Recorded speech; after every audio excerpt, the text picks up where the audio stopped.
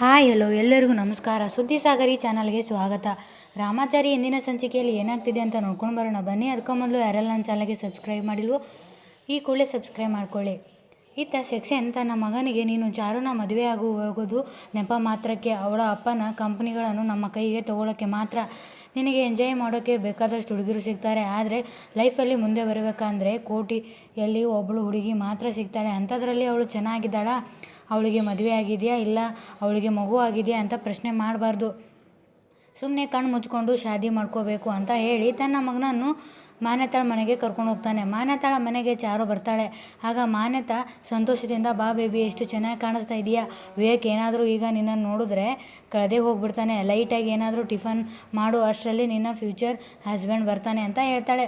ಇತ್ತ ರಾಮಾಚಾರಿ ಮನೆಯಲ್ಲಿ ಮುರಾರಿ ರಾಮಾಚಾರಿಗೆ ಆ ಪಾಪಿಗಳ ಬಗ್ಗೆ ಅಷ್ಟೆಲ್ಲ ನಿನಗೆ ಗೊತ್ತಿದ್ರು ಯಾವ ಧೈರ್ಯದ ಮೇಲೆ ಅತ್ತಿಗೆನ ಅಲ್ಲಿ ಕಳಿಸ್ದೆ, ನನಗೆ ಯಾಕೋ ಅತ್ತಿಗೆನ ಅಲ್ಲಿಗೆ ಕಳಿಸ್ಬಾರ್ದಿತ್ತು ಅಂತ ಅನಿಸ್ತಾ ಇದೆ ಅಂತ ಹೇಳ್ತಾನೆ.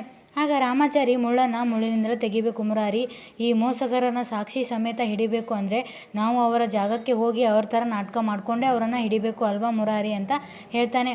ಆಗ ಮುರಾರಿ, ನೀನು ಅಲ್ಲಿ ಕಳಿಸಿರೋದು ಹೂ ಥರ ಇರೋ ನಮ್ಮ ಚಾರು ಅತ್ತಿಗೆನ, ಅವರಿಗೆ ಅಲ್ಲಿ ಏನಾದರೂ ಅಪಾಯ ಆದರೆ ಏನು ಮಾಡೋದು ಅಂತ ಕೇಳ್ತಾನೆ. ಆಗ ರಾಮಾಚಾರಿ, ಪಾಂಡವರು ಎಷ್ಟೇ ಪರಾಕ್ರಮಿಗಳು ಬಲಶಾಲಿಗಳು ಆಗಿದ್ದರೂ ಕೌರವ ವಿರುದ್ಧ ಹೋರಾಡೋಕ್ಕೆ ಅವರ ದಾರಿಲೇ ಹೋಗ್ಬೇಕಾಗಿ ಬಂತಲ್ವಾ, ಅದು ಅದೇ ಥರ. 3 ಲೋಕನ ಗೆಲ್ಲೋ ಶಕ್ತಿ ಇದ್ದರೂ ಅರ್ಜುನ ಹೆಣ್ಣಿನ ವೇಷ ಹಾಕ್ಕೊಂಡು ನಾಟ್ಯ ಹೇಳಿಕೊಡ್ತಾ ಇರಲಿಲ್ವಾ, ಅದೇ ಥರ ಸತ್ಯನ ಸಾಕ್ಷಿ ಸಮೇತ ಹೊರಗೆ ತೆಗಿಬೇಕು ಅಂದರೆ ಕೆಲವು ಸಲ ನಾವು ಯಾರು ಏನು ಅನ್ನೋದನ್ನು ಮುಚ್ಚಿಡಬೇಕು ಅಂತ ಹೇಳ್ತಾನೆ. ಚಾರು ಮೇಡಮ್ ಖಂಡಿತ ಅವ್ರನ್ನೆಲ್ಲ ಬಲೆಗೆ ಹಾಕ್ಕೊಂಡು ಅವರು ಮಾಡಿದ ತಪ್ಪನ್ನೆಲ್ಲ ಬಯಲು ಮಾಡಿ ಅವರೆಲ್ಲರಿಗೆ ಶಿಕ್ಷೆ ಆಗುವಂತೆ ಮಾಡ್ತಾರೆ. ಆ ಮಾನ್ಯತೆ ಯಾರಿಗೆ ಏನು ಬೇಕಾದರೂ ಮಾಡ್ತಾಳೆ, ಆದರೆ ಚಾರು ಮೇಡಮ್ಗೆ ಮಾತ್ರ ಏನೂ ಮಾಡಲ್ಲ, ಯಾಕೆಂದರೆ ಅವರಿಗೆ ಮಗಳ ಮೇಲೆ ತುಂಬ ಪ್ರೀತಿ ಇದೆ ಅಂತ ಹೇಳ್ತಾನೆ. ಆಗ ಮುರಾರಿ, ಅತ್ತಿಗೆ ಬಸುರಿ ಇರುವ ಇಂಥ ಸಮಯದಲ್ಲಿ ಇಂಥ ಪರೀಕ್ಷೆಗಳು ಬೇಕಿತ್ತಾ ಅಂತ ಕೇಳ್ತಾನೆ.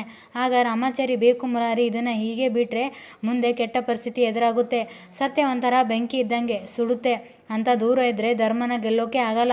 ನೀನು ಹೆದರ್ಕೋಬೇಡ, ನಮ್ಮ ಚಾರು ಮೇಡಮ್ಗೆ ಇರುವ ಆತ್ಮವಿಶ್ವಾಸ ಧೈರ್ಯ ಅದೆಂಥೇ ಪರಿಸ್ಥಿತಿ ಬಂದರೂ ಗೆದ್ದುಕೊಂಡು ಬರುತ್ತೆ. ನಮ್ಮ ಚಾರು ಮೇಡಮ್ಗೆ ಏನೂ ಆಗಲ್ಲ, ಅವರು ಕ್ಷೇಮವಾಗಿ ವಾಪಸ್ ಬರ್ತಾರೆ ಅಂತ ನನಗೆ ನಂಬಿಕೆ ಇದೆ ಅಂತ ಹೇಳ್ತಾನೆ. ಈತ ಸೆಕ್ಷನ್ ತನ್ನ ಮಗನ ಜೊತೆ ಮಾನ್ಯತಾಳ ಮನೆಗೆ ಬರ್ತಾನೆ. ಆಗ ವಿವೇಕ್ ಮಾನ್ಯತಾನ ಕಾಲಿಗೆ ನಮಸ್ಕಾರ ಮಾಡ್ತಾನೆ.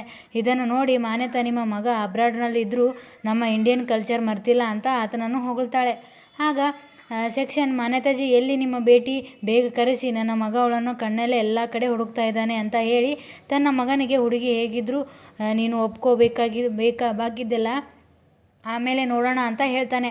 ಆಗ ಮಾನ್ಯತಾ ಚಾರುಗೆ ಬರಲು ಹೇಳ್ತಾಳೆ. ಆಗ ಚಾರು ಅಲ್ಲಿಗೆ ಬಂದಾಗ ಅವಳ ನೋಡಿ ವಿವೇಕ್ ಒಂದು ಗುಲಾಬಿ ಹೂವನ್ನು ತಗೊಂಡು ಅವಳಿಗೆ ಕೊಡ್ತಾ, ನಾನು ಇಲ್ಲಿವರೆಗೂ ನಿಮ್ಮಂಥ ಹುಡುಗಿಯನ್ನು ಎಲ್ಲೂ ನೋಡಿರಲಿಲ್ಲ, ನಾನು ನಿಮಗೆ ಫುಲ್ ಫಿದಾ ಆಗಿಬಿಟ್ಟಿದ್ದೀನಿ, ನನ್ನ ಪ್ರೀತಿ ನನ್ನ ಜೀವನ ಎಲ್ಲ ನೀನೇ, ನಿನಗೆ ನನ್ನ ಹೃದಯಕ್ಕೆ ಸ್ವಾಗತ, ಐ ಲವ್ ಯು ಸ್ವೀಟಿ, ನನ್ನನ್ನು ಮದುವೆ ಆಗ್ತೀಯ ಅಂತ ಕೇಳಿ, ನನ್ನ ಹೆಸರು ವಿವೇಕ್, ನಾನು ಸೆಕ್ಷನ್ ಅವರ ಮಗ ಅಂತ ಪರಿಚಯ ಹೇಳಿ ಅವಳು ಕೈ ಕುಲುಕುವ ಹೋಗುತ್ತಾನೆ. ಆಗ ಚಾರು ಅವನಿಗೆ ಕೈ ಕೊಡದೆ 2 ಕೈಯಿಂದ ನಮಸ್ಕಾರ ಮಾಡ್ತಾಳೆ. ಆಗ ವಿವೇಕ್, ನಾನು ಇಷ್ಟು ಮಾತಾಡ್ತಾ ಇದ್ದೀನಿ, ನೀವ್ಯಾಕೆ ಸೈಲೆಂಟ್ ಇದ್ದೀರಾ ಮೇರಿ ಜಾನ್ ಅಂತ ಹೇಳ್ತಾನೆ. ಆಗ ಮಾನ್ಯತಾ ನೋಡಿದ ತಕ್ಷಣ, ಹೀಗೆ ಪ್ರಪೋಸ್ ಮಾಡಿದರೆ ಹೆಣ್ಮಕ್ಳಿಗೆ ನಾಚಿಕೆ ಆಗೋದಿಲ್ವಾ ಅಳಿಯಂದ್ರೆ ಅಂತ ಹೇಳ್ತಾಳೆ. ಆಗ ಜೆ.ಕೆ ಎಲ್ರಿಗೂ ಜ್ಯೂಸ್ ತಂದು ಕೊಡ್ತಾನೆ. ಮೊದಲು ಜ್ಯೂಸ್ ಕುಡೀರಿ ಆಮೇಲೆ ಮಾತಾಡಿರಿ ಅಂತ ಹೇಳ್ತಾನೆ. ಆಗ ವಿವೇಕ್ ಜ್ಯೂಸ್ ಕುಡಿಯುತ್ತಾ ಚಾರುನೇ ನೋಡ್ತಾನೆ. ಇತ್ತ ರಾಮಾಚಾರಿ ತನ್ನ ಮೊಬೈಲ್ಗೆ ಬೇರೆ ಸಿಮ್ ಹಾಕಿ ತಾನು ಬಸವರಾಜ್ ಎನ್ನುವ ಹೆಸರಿನಿಂದ ಕ್ರೈಮ್ SPC ಸಿದ್ಧಾರ್ಥ್ ಎನ್ನುವರಿಗೆ ಫೋನ್ ಮಾಡಿ, ನೀವು ಕಾನೂನು ಬಾಹಿರ ಕೆಲಸ ಮಾಡೋರನ್ನು ಹಿಡಿದು ಅವರಿಗೆ ಶಿಕ್ಷೆ ಕೊಡಿಸ್ತೀರಂತೆ, ಅದಕ್ಕೆ ನಾನು ಕೆಲವರ ಕಾನೂನು ಬಾಹಿರ ಕೆಲಸ ಕುರಿತು ನಿಮಗೆ ಮಾಹಿತಿ ಕೊಡಬೇಕಿತ್ತು ಅಂತ ಹೇಳ್ತಾನೆ. ಆಗ ಸಿದ್ಧಾರ್ಥ್, ಯಾರ ಬಗ್ಗೆ ಹೇಳ್ತಾ ಇದ್ದೀರಾ ನೀವು ಅಂತ ಕೇಳಿದಾಗ ರಾಮಾಚಾರಿ ನವದೀಪ್ ಸೆಕ್ಷನ್ ಬಗ್ಗೆ ಅಂತ ಹೇಳ್ತಾನೆ. ಆಗ ಸಿದ್ಧಾರ್ಥ್, ನೀವು ಈಗಲೇ ನಮ್ಮ ಆಫೀಸ್ ಹತ್ರ ಬನ್ನಿ ಅಂತ ಹೇಳ್ತಾನೆ. ಆಗ ರಾಮಾಚಾರಿ, ಆಫೀಸ್ನಲ್ಲಿ ಸೇಫ್ ಇರಲ್ಲ ಸರ್, ನಾನು ಒಂದು ಲೊಕೇಶನ್ ಕಳಿಸ್ತೀನಿ, ಅಲ್ಲಿಗೆ ಬರ್ತೀರಾ ಅಂತ ಕೇಳ್ತಾನೆ. ಆಗ ಸಿದ್ಧಾರ್ಥ್, ಸಾರ್ವಜನಿಕರಿಗೆ ಒಳ್ಳೆಯದಾಗುತ್ತೆ ಅಂದರೆ ನಾನು ಎಲ್ಲಿಗೆ ಬೇಕಾದರೂ ಬರೋಕ್ಕೆ ಸಿದ್ಧ, ಬರ್ತೀನಿ ಅಂತ ಹೇಳಿ, ನಾನು ಮಾಡುವ ಕೆಲಸದಲ್ಲಿ ನ್ಯಾಯ ಧರ್ಮ ಇದ್ದರೆ ಮಾತ್ರ ನಾನು ಬರ್ತೀನಿ, ನೀವು ಎಲ್ಲಿಗೆ ಯಾವಾಗ ಬರಬೇಕು ಅಂತ ಲೊಕೇಶನ್ ಕಳಿಸಿ, ನಾನು ಅಲ್ಲಿಗೆ ಬರ್ತೀನಿ ಅಂತ ಹೇಳ್ತಾರೆ. ಆಗ ಮುರಾರಿ, ಏನು ರಾಮಾಚಾರಿ ಇದು ಅಂತ ಕೇಳ್ತಾನೆ. ರಾಮಾಚಾರಿ, ಆ ಸೆಕ್ಷನ್ ಸಾಮ್ರಾಜ್ಯವನ್ನು ಬುಡಮೇಲು ಮಾಡೋಕ್ಕೆ ಇಟ್ಟಿರೋ ಮೊದಲನೇ ಹೆಜ್ಜೆ ಇದು ಅಂತ ಹೇಳ್ತಾನೆ. ಇತ್ತ ಮಾನ್ಯತಾ ವಿವೇಕನಿಗೆ, ನಿಮಗೆ ನಮ್ಮ ಹುಡುಗಿ ಇಷ್ಟ ಆಗಿದ್ದಾಳ ಅಂತ ಕೇಳ್ತಾಳೆ. ಆಗ ವಿವೇಕ್, ನನಗೆ ತುಂಬ ಇಷ್ಟ ಆಗಿದ್ದಾಳೆ ಅಂತ ಹೇಳ್ತಾನೆ. ಆಗ ಸೆಕ್ಷನ್, ಚಾರು ನಿನಗೆ ನನ್ನ ಮಗ ಇಷ್ಟನಾ ಅಂತ ಕೇಳ್ತಾನೆ. ಆಗ ಚಾರು, ಮಾವ ಹೇಗೆ ಹೇಳ್ತಿರೋ ಹಾಗೆ ಕೇಳ್ತೀನಿ ಅಂತ ಹೇಳ್ತಾಳೆ. ಆಗ ಜೆ.ಕೆ, ಇಬ್ಬರಿಗೂ ಒಪ್ಪಿಗೆ ಆಗಿದೆ ಅಂದರೆ ಮದುವೆ ಮಾತುಕತೆ ಮುಂದುವರಿಸಿ ಅಂತ ಹೇಳ್ತಾನೆ. ಆಗ ವಿವೇಕ್ ಚಾರು ಹತ್ರ ನಾನು ಸ್ವಲ್ಪ ಪರ್ಸ್ನಲ್ ಆಗಿ ಮಾತಾಡಬೇಕು ಅಂತ ಹೇಳ್ತಾನೆ. ಆಗ ಮಾನ್ಯತಾ ಚಾರುಗೆ ಮಾತಾಡಲು ಮನಸ್ಸು ಇರದೇ ಇದ್ರೂ ಸಹಿತ ಹೋಗಿ ಮಾತಾಡಿ ಅಂತ ಕಳಿಸ್ತಾಳೆ.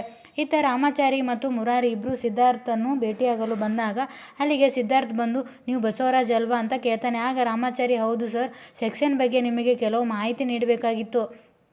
ಆ ಸೆಕ್ಷನ್ ಸಾಕಷ್ಟು ಜನರಿಗೆ ಮೋಸ ಮಾಡಿ ತನ್ನ ಸಾಮ್ರಾಜ್ಯವನ್ನು ಹೆಚ್ಚು ಮಾಡ್ಕೋತಾ ಇದ್ದಾನೆ ಅಂತ ಹೇಳಿದಾಗ ಸಿದ್ಧಾರ್ಥ್ ಇದು ಎಲ್ರಿಗೂ ಗೊತ್ತು, ಆದರೆ ಸೆಕ್ಷನ್ ಬಗ್ಗೆ ಮಾತಾಡೋಕ್ಕೆ ಯಾರು ಮುಂದೆ ಬರ್ತಾ ಇಲ್ಲ, ಅವನ ವಿರುದ್ಧ ಸಾಕ್ಷಿ ಹೇಳೋರು ಸಿಗ್ತಾರೆ, ಆದರೆ ನೀವು ಸೆಕ್ಷನ್ನ ಬಗ್ಗೆ ಮಾತಾಡಿದಾಗ ನನಗೆ ಧೈರ್ಯ ಬಂತು ಅಂತ ಹೇಳ್ತಾನೆ.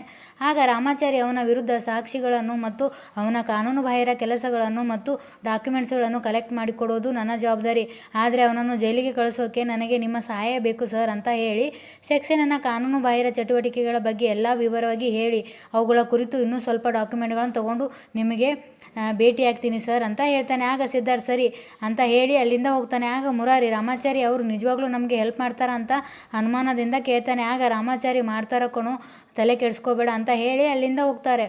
ಇತ್ತ ವಿವೇಕ್ ಚಾರುಗೆ ಪ್ರತ್ಯೇಕವಾಗಿ ಕರ್ಕೊಂಡು ಹೋಗಿ ನಾನು ಎಲ್ಲ ದೇಶಗಳನ್ನು ತಿರುಗಾಡಿ ಸಾಕಷ್ಟು ಹುಡುಗಿಯರನ್ನು ನೋಡಿದ್ದೀನಿ, ಆದರೆ ನಿನ್ನಂಥ ಬ್ಯೂಟಿಫುಲ್ ಹುಡುಗಿಯನ್ನು ಎಲ್ಲೂ ನೋಡೇ ಇಲ್ಲ, ಈ ಥರ ಯಾರ ಮೇಲೆ ನನಗೆ ಫೀಲ್ ಬಂದಿಲ್ಲ, ಆದರೆ ಇವತ್ತು ನಿನ್ನನ್ನು ಸಾರಿಲಿ ನೋಡಿದ ತಕ್ಷಣ ಫಿದಾ ಆಗೋದೆ ಅಂತ ಹೇಳ್ತಾ ಸಿನಿಮಾ ಹಾಡನ್ನು ಹಾಡ್ತಾ ಚಾರುಗೆ ಅಪ್ಪಿಕೊಂಡು ಮುತ್ತು ಕೊಡಲು ಬರ್ತಾನೆ. ಆಗ ಚಾರು ಅವಳನ್ನು ತಳ್ಳಿ ಅಳುತ್ತಾ ಬಂದು ಮಾನ್ಯತಾ ಹತ್ತಿರ ಕೂಡ್ತಾಳೆ.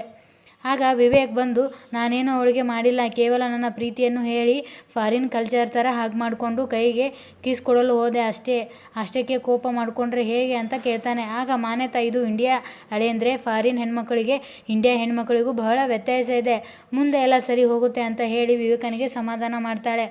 ಇಲ್ಲಿಗೆ ಈ ಸಂಚಿಕೆ ಮುಕ್ತಾಯವಾಗ್ತದೆ. ಈ ಸಂಚಿಕೆ ನಿಮಗೆ ಇಷ್ಟ ಆದರೆ ದಯವಿಟ್ಟು ಒಂದು ಲೈಕ್ ಕೊಡಿ. ಧನ್ಯವಾದಗಳು.